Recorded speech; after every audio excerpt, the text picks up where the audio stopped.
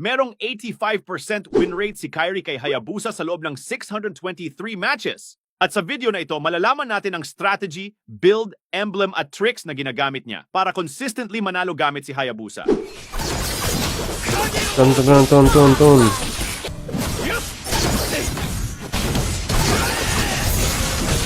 Legendary! Sa game na to, red start ang ginawa ni Kairi dahil nasa top side ang gold lane.